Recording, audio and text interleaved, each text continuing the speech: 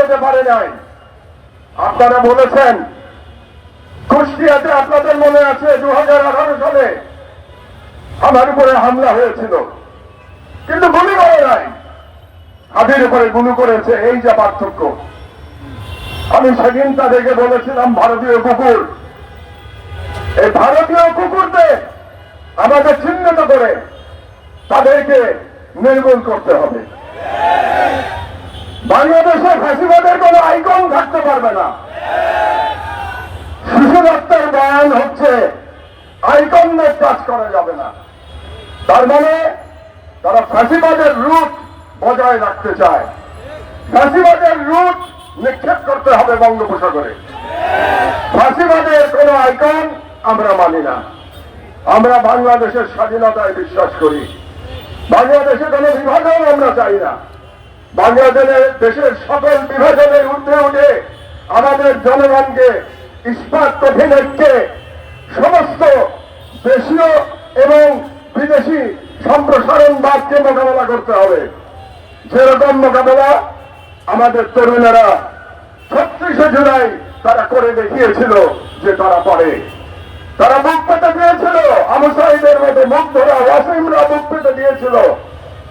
তারা বলেছিল বুকের মধ্যে দারুণ ঝড়, বুক পেতেছি গুলি কর।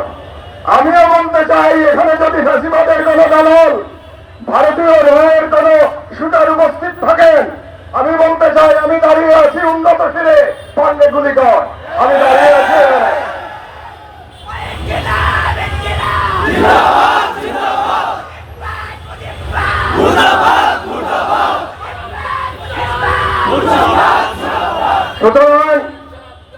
সুতরাং আমাদের লড়াই অব্যাহত রাখতে হবে।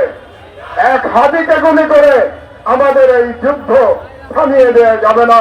আমাদেরকে আজকে সকলকে সম্মিলিত ভাবে বলতে হবে, আমরা হাদিরকে ফলো করে আমরা আমাদের মঞ্জিলে পৌঁছে যাব ইনশাআল্লাহ। আরেকটি ঘোষণা আপনাদেরকে করতে চাই। হাদি একটা অসাধারণ কাজ শুরু করেছিল। হাদি একটা কাজ পাগলা ছেলে, অসাধারণ কাজ শুরু করেছিল কালচারাল ফ্যাসিজমকে মোকাবেলা করার জন্য। সে একটা সেন্টার তৈরি করবার উদ্যোগ নিয়েছে। ভাবতে পারেন এই যুগে যখন তরুণেরা বই পড়া ছেড়ে দিয়েছে, তখন সেই কালচারাল সেন্টারে হাদি ঘুরে ঘুরে মানুষের কাছ থেকে বই জোগাড় করছে আগামী প্রজন্মকে উপযুক্ত করবার জন্য, ইন্টেলেকচুয়াল ফাইট করবার জন্য, কালচারাল ফ্যাসিজম মোকাবেলা করবার জন্য। এতটা দূরদর্শিতা ছিল হাদির মধ্যে। আমি আপনাদের সামনে, সকলের সামনে, আমি আজ থেকে হাদির সেই কালচারাল সেন্টারের দায়িত্ব গ্রহণ করলাম। হাদির কালচারাল সেন্টার আমি এটা চালিয়ে নিয়ে যাব ইনশাআল্লাহ। হাদির যারা সহকর্মী এখানে উপস্থিত আছে তাদেরকে আমি বলতে চাই, হাদিকে তোমরা সুস্থ হতে দাও, সেই পর্যন্ত হাদির কাজ আমি সম্পন্ন করবো ইনশাআল্লাহ। আজকে আমাদের সময় এসেছে, আমাদের সবাইকে রুখে দাঁড়াতে হবে, ঐক্যবদ্ধ হতে হবে। 5ই আগস্টে ফিরে যেতে হবে। আর যে রাজনৈতিক নেতারা শুধুমাত্র ক্ষমতায় যাওয়ার জন্য 5ই আগস্টকে অস্বীকার করবে, ভারতীয় হেজেমনির সাথে সারেন্ডার করবে, আওয়ামী ফ্যাসিবাদকে পুনর্বাসিত করতে হবে, সেই সমস্ত রাজনৈতিক ব্যক্তিকে আপনারা প্রত্যাখ্যান করুন।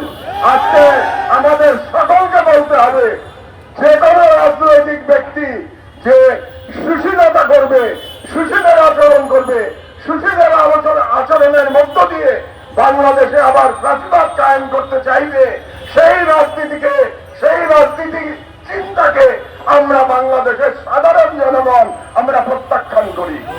আমরা তাদের বিরুদ্ধে আমরা আরেক বিপ্লবের ডাক দিচ্ছি। এই নতুন ফ্যাসিবাদের বিরুদ্ধে আবার আমাদের বিপ্লব করতে হবে। আপনারা সেই বিপ্লবের জন্য প্রস্তুত হয়ে যান। আগামী 15 তারিখে সোমবার আমি ঘোষণা করছি এই অনুষ্ঠানের সভাপতি হিসেবে যে আমরা একটি সর্বদলীয় প্রতিরোধ সমাবেশের ডাক দিচ্ছি।